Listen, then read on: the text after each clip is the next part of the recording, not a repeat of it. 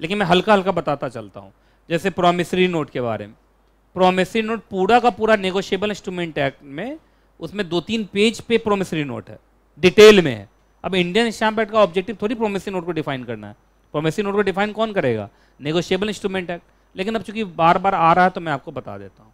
आइए जी, चूंकि पहले क्या था, negotiable instrument act module first में नहीं था, वो मॉड्यूल सेकंड में था ईबीसीएल में, तो मैं यहाँ प्रोमिसरी नोट पढ़ाता था बच्चों को। लेकिन अब तुम्हारे जीआईजीएल में नेगोशिएबल इंस्ट्रूमेंट एक्ट है, तो अब तो आपको दिक्कत नहीं है, तो मैं थोड़ा स्पीड में पढ़ा के निकाल देता हूँ।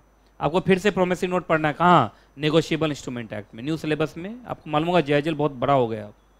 आइए जी, प्रोमिसरी नोट इधर देखो। हाँ जी, शांति से सुनते जाओ। नाम में लिखा हुआ है प्रोमिसरी नोट। नोट का मतलब अ पीस ऑफ पेपर। लिखो, नोट का मतलब क्या है, मतलब पैसा वाला नोट या पीस ऑफ पेपर। लिखो, नोट का मतलब अ पीस ऑफ पेपर। जरा पेज नंबर बता दो तो एक बच्चे का गाइडेंस मिल जाएगा। 361 मिल गया, ठीक है।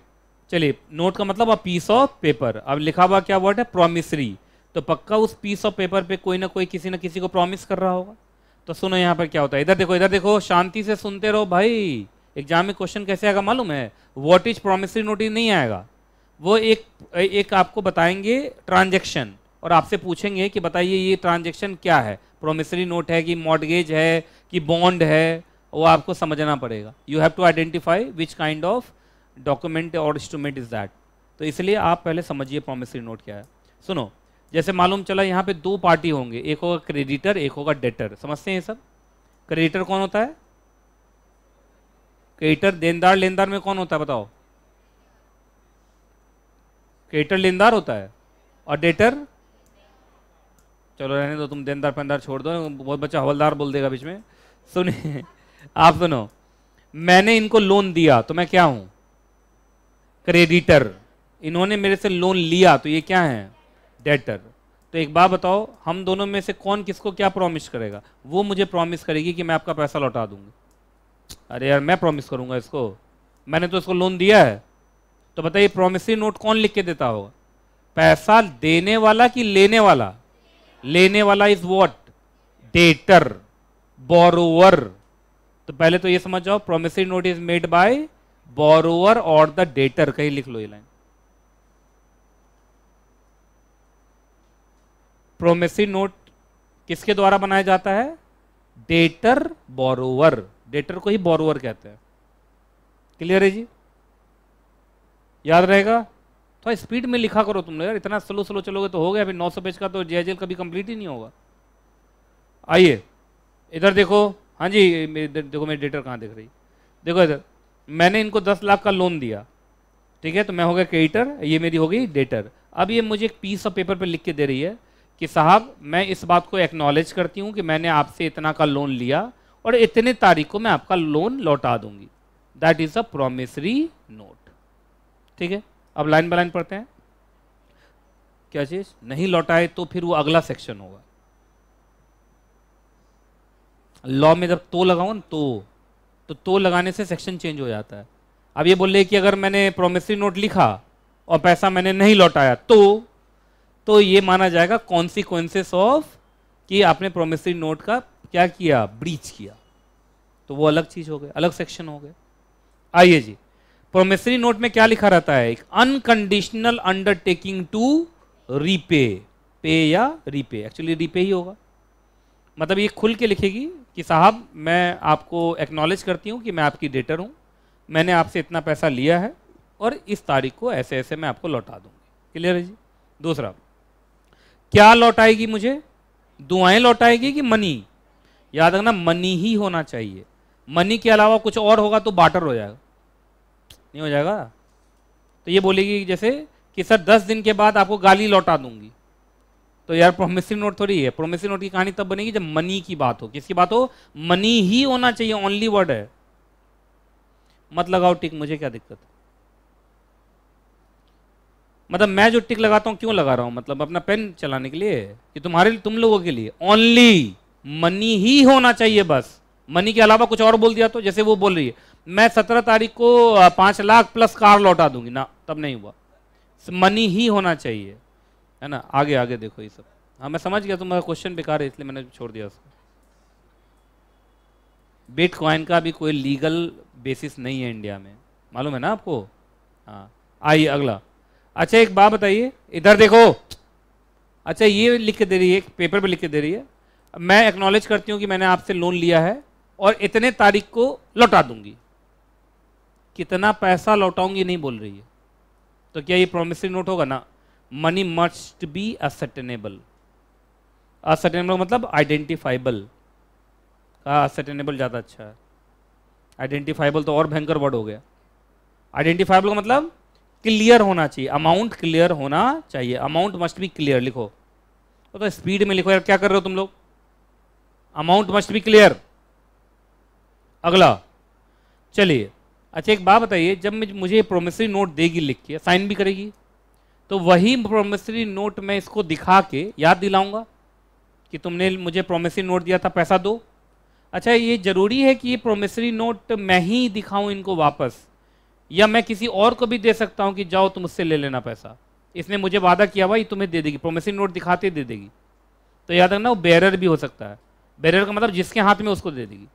अच्छा जरूरी है कि मैं मुझे ही देगी या मैं जिसको दूंगा उसको भी दे देगी। बेरर का मतलब होता है जिसके हाथ में, या वही और टू पेबल टू, जैसे इसने नाम लिखा था to the CS Nitesh Kumar Jaiswal, तब तो फिर भाई CS नितेश कुमार जायसवाल को ही देगी। अच्छा टू द बेयरर लिखी थी या नाम नहीं लिखी थी, तो जो हाथ में लेके आएगा उसी को दे देगी। या टू द ऑर्डर, ऑर्डर का मतलब जैसे to the CS Nitesh Kumar Jaiswal लिखा था, पर मैंने इनको बोला अकाउंट में पैसा जमा कर दे, तो अकाउंट में जमा कर देगी, ये हो गया ऑर्डर। या मैं बोलूँ मोनू को दे दो, तो मोनू को दे देगी। मैं बोला टोनू को दे दो, तो टोनू को दे देगी। मैं बोलूँगा मेरे घर में मेरे माता पिता को जाकर दे दो, तो वहाँ दे देगी। ये हो गया टू द ऑर्डर। तो 3 तरीके से पेमेंट हो सकता है, बोलो क्या क्या। टू द बेयरर, या पेबल टू जिसका नाम लिखा हुआ है, या ऑर्डर। ऑर्डर मतलब मैं जैसे बोलूँगा वैसे ये दे देगी। क्लियर है जी, टिक लगाते चल रहे हो। अगला, और सबसे जरूरी है कि डेटर इस पर साइन करे। मेकर कौन होता है, डेटर। तो चलो जल्दी बताओ, प्रोमिसरी नोट होने के लिए कितने चीज़ों का होना जरूरी है, बोलते चलो। 5 में क्या क्या ये भी बोलना पड़ेगा। 5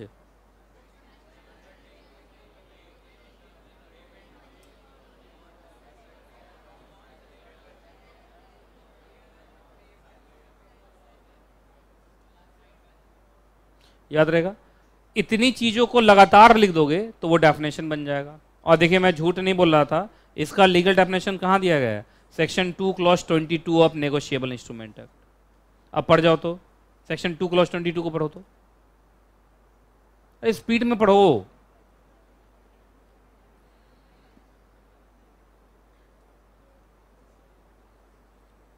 ऑनलाइन वाले बच्चे आंसर देते रहो।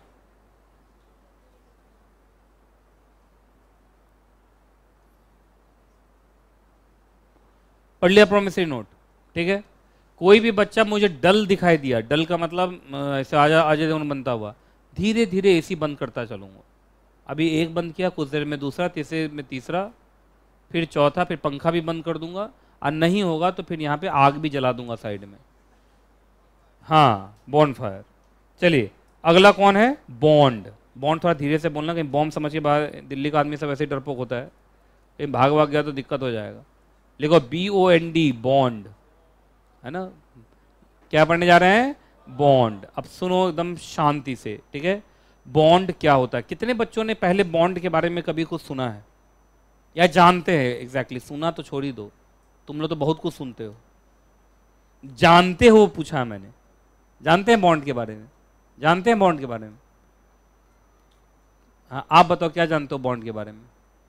आप गवर्नमेंट डिबेंचर बॉन्ड, नहीं नहीं वो नहीं, वो तो सिक्योरिटी बोल दिया तुमने। आप बताओ।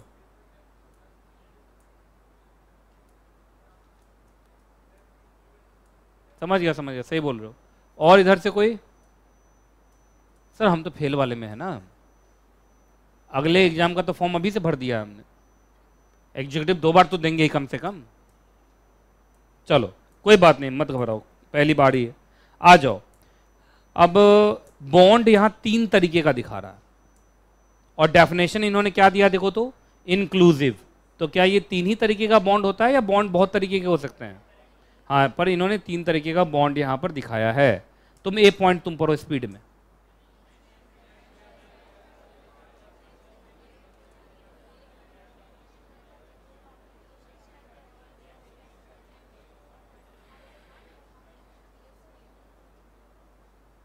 जो पढ़ोगे तभी होगा, नहीं पढ़ोगे तो काम चलेगा नहीं। सुनिए एग्जाम्पल, ये जो तुमने पढ़ा है इसमें क्या लिखा हुआ है, इसमें दोनों बात लिखा था, काम हुआ तो भी, नहीं हुआ तो भी, कंडीशन कुछ भी हो सकता है। आइए इधर देखिए, आपने सुना होगा कि आजकल कॉर्पोरेट सेक्टर में ऐसे होता है, जैसे तुम्हें नौकरी पर रखेगा ना तो तुमसे बॉन्ड भरवा लेगा। ये सुना होगा तुमने कि अगर आपने 6 महीने से पहले नौकरी छोड़ा तो 2 महीने की सैलरी आपको आपकी कट जाएगी, ऐसा सुना होगा। आप सुने बॉन्ड भरवा लेते हैं, तो बॉन्ड भरवाने का मतलब क्या होता है सो सुनिए, और ये होना भी चाहिए मेरा मानना है। बहुत बार आप किसी कंपनी में नौकरी करने जाते हैं, शुरू में आप फ्रेशर होते हैं, बेचारा कंपनी वाला आपको 6-6 महीने सिखाता है, और जब आप सीख लेते हैं फुर हो जाते हैं। तो एक बात बताइए, जब तक आप सीखते रहते हैं तब तक तो आप कुछ भी एफिशिएंसी नहीं दिखाते, कुछ भी प्रॉफिट नहीं देते कंपनी को, लेकिन जब आप सीख लेते हैं, जब लगता है कंपनी को अब ये प्रॉफिट देगा हमें, तब आप कंपनी छोड़ के भाग जाते हैं। तो इसलिए कंपनी सब क्या करती है, बॉन्ड पेपर, उसको क्या बोलते हैं, बॉन्ड पेपर साइन करवा लेती है कि अगर तुमने 6 महीने पहले नौकरी छोड़ी तो फिर उस केस में आपको आपकी 2 महीने की सैलरी हम क्या कर लेंगे, काट लेंगे। सुना होगा आपने, मतलब 2 महीने की सैलरी हम आपको नहीं देंगे। ये कौन सा केस हो गया कि ये देखियो आप, ये हो गया if the specified act is performed और नॉट परफॉर्म। देखो नेगेटिव कंडीशन भी हो सकते हैं और पॉजिटिव कंडीशन भी हो सकते हैं। जैसे मैं इसी को ऐसे बोलूं कि अगर आप 1 साल तक नौकरी कर लिए तो फिर ये बॉन्ड का कोई भी मतलब नहीं है, फिर आपको हमें कुछ भी पे करने की जरूरत नहीं है। तो ये हो गया पॉजिटिव स्टेटमेंट। इसी को नेगेटिव बोल दूं, 1 साल से पहले छोड़ के भागे तो तुम्हें इतना पैसा हमें देना पड़ेगा। अब इतना पैसा तुम अपने से दे दो या तुम्हारा पैसा मेरे पास ऑलरेडी 2 महीने का सैलरी रखा हुआ है, वो हम रख लेंगे। तो ये हो गया क्या एग्जैक्टली, बॉन्ड। अगर उस पर आपने साइन किया तो जो कंडीशन है वो पॉजिटिव कंडीशन भी हो सकते हैं और नेगेटिव भी कंडीशन हो सकते हैं। पॉजिटिव कंडीशन हो जाना चाहिए, नेगेटिव कंडीशन नहीं होना चाहिए, लेकिन मालूम चला तुमने उल्टा कर दिया दोनों का, तो उस केस में you have to pay the money, that becomes the bond. Clear है जी, याद रहेगा। ये एक्ट इज परफॉर्म को क्या बोलोगे, बोलो पॉजिटिव कंडीशन, पॉजिटिव कंडीशन। और नॉट परफॉर्म को क्या बोलोगे, नेगेटिव कंडीशन।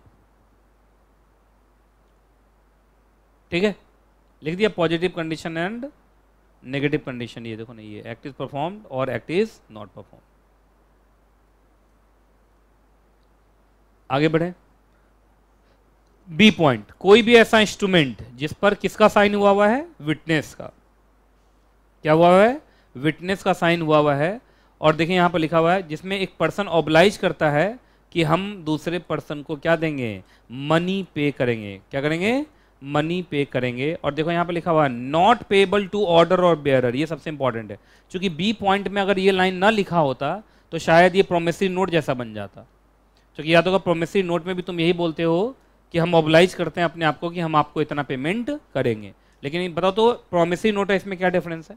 सबसे पहले प्रोमिसरी नोट में किसी विटनेस की जरूरत नहीं, इसमें बी पॉइंट में विटनेस की जरूरत है। नहीं देखा क्या लिखा हुआ वर्ड, अटेस्टेड बाय विटनेस। दूसरा, तुमको याद होगा भी प्रोमिसरी नोट में 3 तरीके से पेमेंट हो सकता है, आपका बेयरर को भी पेमेंट हो सकता है, ऑर्डर को भी पेमेंट हो सकता है, और तीसरा कौन था, और पेबल टू जिसका नाम लिखा हुआ उसको भी हो सकता है। लेकिन यहाँ पर देखिए, यहाँ पर ऑर्डर हटा दिया, बेयरर हटा दिया, तो इसमें सिर्फ उसी को पेमेंट होगा जिसका नाम लिखा हुआ है। तो आप समझ में आ गए दोनों में डिफरेंस, नहीं समझ में आया, प्रोमिसरी नोट इसमें ये डिफरेंस है ना। बाकी ये भी एक तरीके का प्रोमिसरी नोट ही है, लेकिन मैंने बता दिया कुछ प्रोसीजरल डिफरेंसेस हैं। बहुत बार प्रोमिसरी नोट भी बॉन्ड की तरह दिखते हैं, कब, जब उसमें विटनेस हो, अब जब उसमें साफ लिखा हो कि हम आप ही को पेमेंट करेंगे, हम बेयरर को नहीं देंगे। और किसको नहीं देंगे, बोलो ऑर्डर को नहीं देंगे। ऑर्डर मतलब जैसा आप ऑर्डर करेंगे हम उसको मानेंगे नहीं, हमने आपसे पैसा लिया हम आप ही को पैसा देंगे, तो that becomes the bond. Clear है। चलो थर्ड आ जाओ, सी पॉइंट आ जाओ, पढ़ो सी पॉइंट। ये सब गांव में होता है बहुत। गांव में क्या होता है सो सुनिए, जमीन किस पर दे दिया जाता है बताओ, बट्टा पे। बट्टा समझते हैं, बट्टा बट्टी क्या बोलते हो तुम लोग क्या वर्ड बोलते हो, बटाई, बटाई भी वर्ड होता है ना, सुने होंगे। उसमें क्या होता है, देखिए इधर देखिए, मान लीजिए कि मेरी एक ज़मीन है बहुत, मान लो 20 एकड़ ज़मीन है, पर मैं तो कंपनी सेक्रेटरी हूँ, तो मुझे तो खेती वेती उतना करना आता नहीं है। ये मालूम चला एकदम किसान हल वल लेके ही घूमते रहती है, लेकिन इसके पास कोई भी ज़मीन नहीं है। तो मैंने अपना ज़मीन इनको बटाई पर दे दिया। बस होगा क्या मालूम है, होगा क्या, जैसे उस ज़मीन पे खेती करेगी और खेती करके मालूम चला 100 टन गेहूँ इसका हुआ, तो मेरा पहले से इसके साथ बॉन्ड साइन होगा कि जो भी तुम मेरे जमीन से उपज करोगी उसका 20% तुम मुझे दे दोगी। तो 100 टन गेहूं उपजाई तो मुझे कितना दे देगी? 20 टन दे देगी। तो वो जिस डॉक्यूमेंट पर साइन करेगी ऐसा वाला, that becomes the bond. Clear है? पढ़ के देखो, ये लिखा हुआ है, लैंग्वेज पढ़ो। यहां पर बताइए, यहां पर पैसा देना है या ग्रेन देना है या अदर एग्रीकल्चर प्रोड्यूस देना है? तो 3 तरीके का हो गया। बोलो क्या क्या हो गया? बॉन्ड 3 तरीके का। पहला क्या था? बॉन्ड अगर वो काम हुआ या नहीं हुआ, अगर मालूम चला इस तरीके का कंडीशन था लेकिन तुमने दोनों ही कंडीशन को पलट दिया, तो you have to pay the money as a compensation, as a compensation. Second, promissory note जैसा ही था ये, लेकिन बस ये है, ये सिर्फ उन्हीं को पैसा होगा जिसका नाम लिखा हो, और यहाँ विटनेस का भी होना जरूरी है। तीसरा क्या था कि वही आपने भाई उस पर साइन किया कि हम आपकी ज़मीन पर खेती करेंगे और जो भी आपकी ज़मीन से हम उपजाएंगे उसका कुछ पार्ट हम आपको दे देंगे। वो अगर ऐसा कुछ लिखा हुआ है तो that instrument also becomes the bond. चलिए जी, एक आ जाइए नीचे, क्वेश्चन नंबर 1। बॉन्ड ऊपर से लिख दोगे पूरा। दूसरा, अब ये इसमें बताओ तो, ये इसको जरा बताओ तो कैसे होगा ये? डी एग्जीक्यूट किया है कि agreement in favour of C, और विटनेस भी है ना? रुक जाओ भाई। By which he promises to repay a loan taken by him from C, बार बार सी का नाम लिख रहा है, ठीक है। डिस्कस वेदर ये एग्रीमेंट है, प्रोमिसरी नोट है या बॉन्ड है? क्यों बॉन्ड है? हाँ, अब देखा क्वेश्चन कैसे आता है। अभी तो तुम ताजा ताजा पढ़े तो तुम तुरंत बोल दिए बॉन्ड, नहीं तो फिर जानते हो बहुत बार बच्चा गलती से तो प्रोमिसरी नोट भी लिख देगा। नहीं लिख देगा? अरे प्रोमिसरी नोट नहीं लिख देगा, ऐसा प्रॉमिस तो कर रहा है पे करूंगा, लेकिन ये प्रॉमिसरी नोट नहीं है। क्यों नहीं है? क्योंकि ये तो विटनेस वाला बात है, और ये खुल के बार बार बोल रहा है सी से पैसा लिया, सी को ही दूंगा, तो दैट बिकम्स अ बॉन्ड। याद रहेगा? चलिए, एक वर्ड आता है कॉन्वेंस। बताओ तो ये कॉन्वेंस क्या होता है? कॉन्वेंस का मतलब ट्रांसफर होता है। लिखो,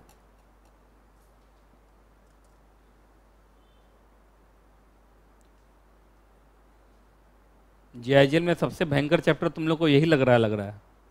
इंटरप्रिटेशन ऑफ स्टैट्यू भी ठीक ही था। कौन? इंटरप्रिटेशन ऑफ स्टैट्यू, ये ठीक लग रहा है तुम्हें? ये इसलिए ठीक लग रहा है क्योंकि इंटरप्रिटेशन ऑफ स्टैट्यू पढ़ चुके हो। उसी में तो बताया गया था लॉ पढ़ा कैसे आता है। आज इंक्लूसिव डेफिनेशन तुम्हें कैसे पता चल गया? उससे पहले से रूल पढ़ा हुआ है ना, एग्जॉस्टिव एंड इंक्लूसिव। इसलिए इंटरप्रिटेशन ऑफ स्टैट्यू चैप्टर बहुत इंपॉर्टेंट है। आइए, कन्वेंस का मतलब कोई भी ऐसा डॉक्यूमेंट, बोलो, कोई भी ऐसा डॉक्यूमेंट जिससे कोई भी एसेट चाहे मूवेबल हो या इमूवेबल अगर ट्रांसफर हो रहा है तो that instrument is conveyance. That instrument is conveyance. जैसे सेल डीड कन्वेंस है, लीज डीड कन्वेंस है। लीज डीड में भी तो राइट ट्रांसफर होता है। अरे आपको मालूम है ना, राइट ट्रांसफर होना इज वेरी इंपॉर्टेंट। प्रॉपर्टी थोड़ी ट्रांसफर होती है, जमीन थोड़ी ट्रांसफर हो जाएगा एक जगह से दूसरे जगह। जमीन से जुड़े हुए राइट ट्रांसफर होते हैं, तो वो तो लीज में भी ट्रांसफर होते हैं ना। तो mortgage deed, lease deed, sale deed, all are conveyance. Important is that कि क्या ट्रांसफर हो? Property transfer. प्रॉपर्टी का मतलब राइट्स, प्रॉपर्टी का मतलब राइट्स। क्लियर है? तो इस बात को ध्यान है, कन्वेंस का मतलब हर वो डॉक्यूमेंट या हर वो इंस्ट्रूमेंट जिससे प्रॉपर्टी ट्रांसफर हो, वेदर मूवेबल और इमूवेबल। याद रहेगा? चलो नीचे एक क्वेश्चन है, उसका जवाब दो।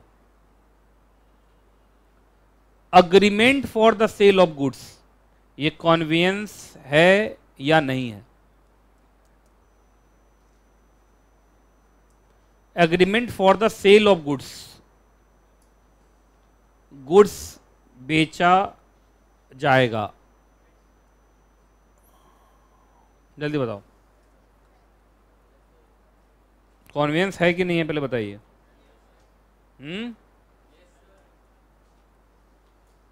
कितने लोगों को लग रहा है यस सर? कितने लोगों को लग रहा है नहीं?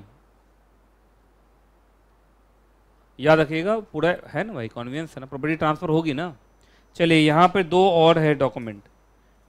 एक कोर्ट का ऑर्डर है जिससे अमलगमेशन को सैंक्शन किया जा रहा है। अब तुम लोग को ये मालूम ही नहीं कि ये सब होता क्या है, और कोर्ट की जगह पे आजकल कौन आ गया है? एनसीएलटी।